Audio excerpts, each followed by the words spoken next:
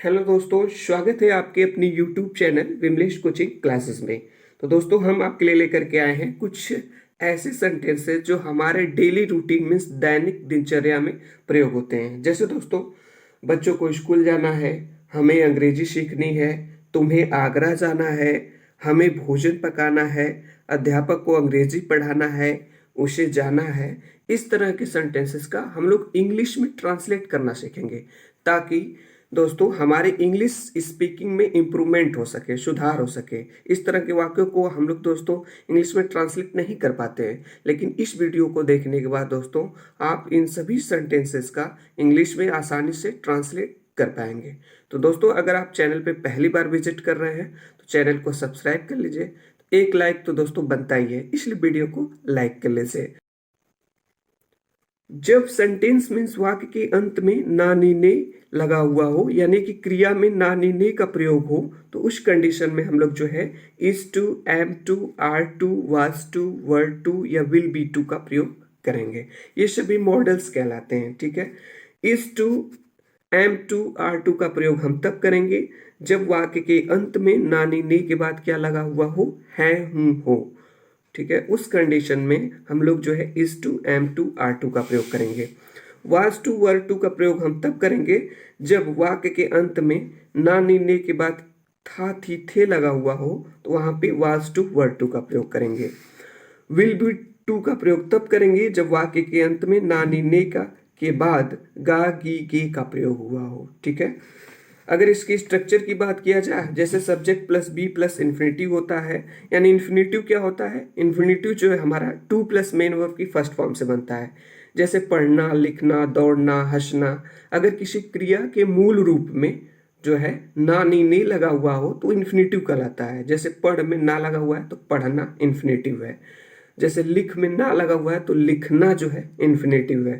तो ये सभी इन्फिनेटिव्स कहलाते हैं, जैसे पढ़ना, लिखना, दौड़ना, हंसना, जाना, आना।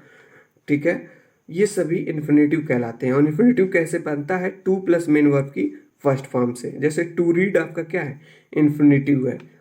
टू राइट क्या है आपका, इन्फिनेटिव है। ठीक है, आइए ट्रांसलेट करते हैं। जैसे मुझे जाना है, तो सबसे पहले सब्जेक्ट लिखेंगे। सब्जेक्ट क्या है, मुझे। मुझे की मीनिंग क्या हो जाएगी, आई।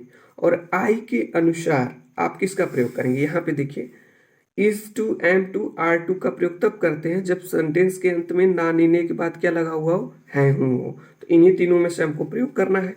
तो यहाँ पे देखिए मुझे जाना है, तो मुझे की मीनिंग आई हो जाएगी। और आई के अकॉर्डिंग क्या लगाएंगे, आई के अनुसार कौन सी वर्ब लगेगी, एम। तो हो जाएगा आई एम टू, और जाने की मीनिंग क्या हो जाएगी, गो। तो हो जाएगा आई एम टू गो, मुझे जाना है। तुम्हें जाना है, तुम्हें की मीनिंग क्या हो जाएगी, यू। और यू के अकॉर्डिंग क्या लगाएंगे, आर। तो हो जाएगा यू आर टू गो। ठीक है, उसे जाना है, इसको अगर आप इंग्लिश में ट्रांसलेट करना है तो हो जाएगा उसे की मीनिंग ही हो जाएगी। और ही के अकॉर्डिंग क्या लगाते हैं, इज। तो ही इज टू गो। अगर आपको ये बोलना है मुझे जाना था, ठीक है, मुझे जाना था, तो मुझे की मीनिंग क्या हो जाएगी, आई। और यहाँ पे देखिए आप जो है वाज टू, वर टू का प्रयोग तब करते हैं जब ना नी ने के बाद था, थी, थे का प्रयोग होता है।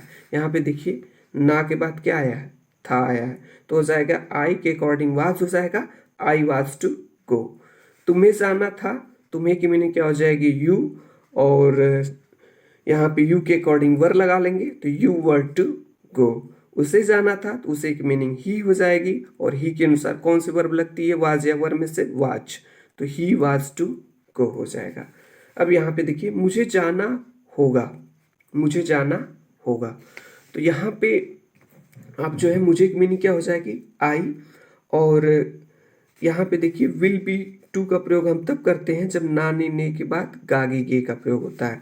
तो यहाँ पे विल बी टू का प्रयोग करना पड़ेगा हमें। तो मुझे की मीनिंग क्या हो जाएगी, I will be to go हो जाएगा। तुम्हें जाना होगा, तो तुम्हें की मीनिंग यू हो जाएगी। और यहाँ पे विल बी टू का प्रयोग कर लेंगे, तो you will be to go. उसे जाना होगा, he will be to go. ठीक है, कुछ और एग्जाम्पल लेकर के देखते हैं।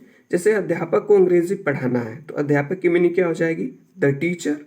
उसके बाद है की मीनिंग क्या हो जाएगी, इज। तो टीचर के अकॉर्डिंग यहाँ पे इज टू का प्रयोग कर लेंगे, तो द टीचर इज टू। पढ़ाने की मीनिंग क्या हो जाएगी, टीच।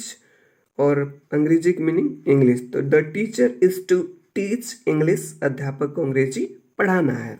बच्चों को स्कूल जाना है, तो बच्चों को स्कूल जाना है, बच्चों की मीनिंग जो हो जाएगी चिल्ड्रेन हो जाएगी, और चिल्ड्रेन आपका प्लूरल सब्जेक्ट है इसलिए आप यहाँ आर लगा लेंगे। तो children are to go school. ठीक है, यहाँ पे देखिए हमें भोजन पकाना है, तो हमें की मीनिंग क्या हो जाएगी, वी हो जाएगी। और यहाँ पे किसका प्रयोग कर लेंगे, आर टू का, तो वी आर टू, और पकाने की मीनिंग कुक, और भोजन की मीनिंग क्या हो जाएगी, फूड। ट्रेन आने को नहीं है, तो हो जाएगा the train is not to come. ठीक है दोस्तों, ये कुछ सेंटेंसेस थे जो हमारे डेली रूटीन में प्रयोग होते हैं, जिनका हम लोगों ने इंग्लिश में ट्रांसलेट करना सीखा। और